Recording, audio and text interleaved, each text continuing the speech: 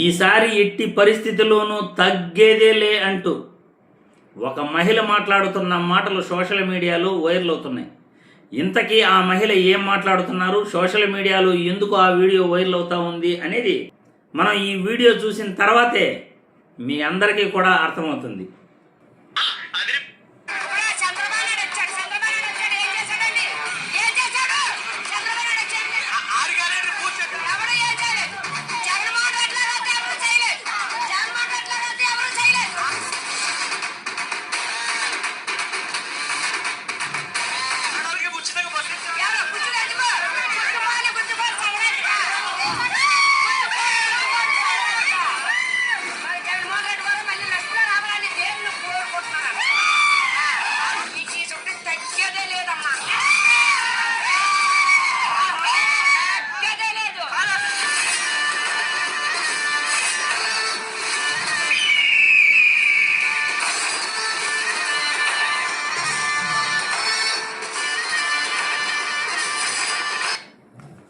చూశారుగా సోషల్ మీడియాలో వైరల్ అవుతున్న వీడియో.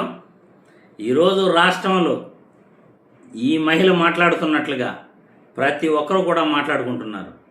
చంద్రబాబు పరిపాలన చూసిన తర్వాత, ఈ కూటమి ప్రభుత్వ పరిపాలన చూసిన తర్వాత ఎందుకురా ఈ వ్యక్తి అధికారంలోకి వచ్చాడు, ఎందుకు ఈ వ్యక్తికి మనం ఓట్లేసాము, అసలు మనం ఓట్లు వేసింది ఎవరికి, ఈయన ఎలా గెలిచాడు అని రాష్ట్రంలో ప్రతి ఒక్కరు కూడా చర్చించుకుంటున్నారు. ఎందుకంటే గత ప్రభుత్వంలో జగన్మోహన్ రెడ్డి పరిపాలన చూసిన తర్వాత, జగన్మోహన్ రెడ్డి ఇచ్చిన సంక్షేమం అభివృద్ధి చూసిన తర్వాత, జగన్మోహన్ రెడ్డి ఇంటింటికి వాలంటీర్లు సచివాలయ ఉద్యోగులతో మీకు ఏం కావాలి అని అడిగి తెలుసుకుని మరి సంక్షేమ పథకాలు కావచ్చు, ప్రజలకి ఎంత దగ్గరగా పరిపాలన తీసుకొచ్చాడో ప్రజలందరూ కూడా చూశారు. ప్రభుత్వ బడులు మీ ఊర్లో బాగుపడటం మీరు చూశారు. మీ ఊర్లో రైతు భరోసా కేంద్రాలు, విలేజ్ హెల్త్ క్లినిక్లు రావటం మీరు చూశారు. ఇంటింటికి ఫ్యామిలీ డాక్టర్ ప్రోగ్రాంతో డాక్టర్లు మీ ఇంటికి రావటం మీరు చూశారు. 104 ద్వారా ఉచితంగా మందులు మీ గ్రామాలలో ఇవ్వటం మీరు చూశారు. ఎరువులు, విత్తనాలు ఖరీఫ్ కంటే ముందుగా మీ ఇంటి దగ్గరికి ఎలా వ్యవసాయ రైతు భరోసా కేంద్రాల ద్వారా పంపిణీ చేశారో మీరు చూశారు. రైతులకు గిట్టుబాటు ధర ఎలా ఉండేదో మీరు చూశారు.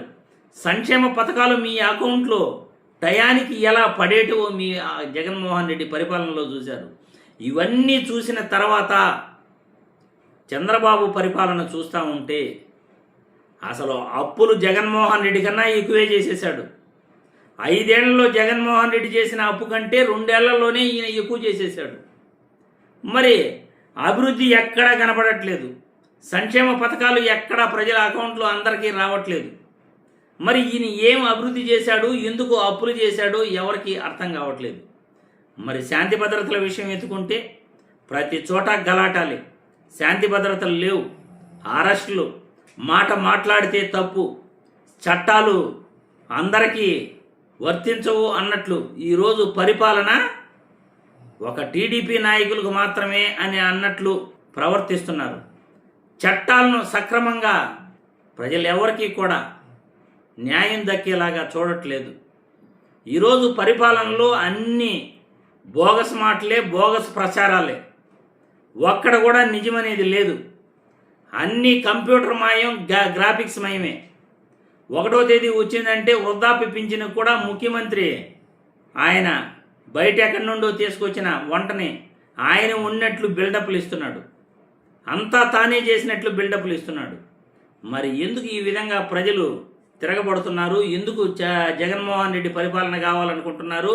ఈసారి తగ్గేదే లేదు, జగన్మోహన్ రెడ్డినే గెలిపించుకుంటాం అని ప్రజలు ఎందుకు అంటున్నారు? ప్రజలకి అందరికీ కూడా ఈ పాటికి అర్థమై ఉంటుంది. ఉద్యోగస్తులు, మహిళలు, మత్స్యకారులు, చేనేతలు, ఏ వృత్తి ఎత్తుకున్నా, ఏ రంగంలో ఎత్తుకున్నా ప్రతి ఒక్కరూ కూడా చంద్రబాబు పాలన చిచ్చి ఇదేం పరిపాలన అనేవాళ్ళే తప్ప ఈ పరిపాలన బాగుంది అనేవాడు ఎక్కడా కూడా కనిపించట్లేదు. ఇది పరిస్థితి రాష్ట్రంలో కూటమి ప్రభుత్వ పరిపాలన.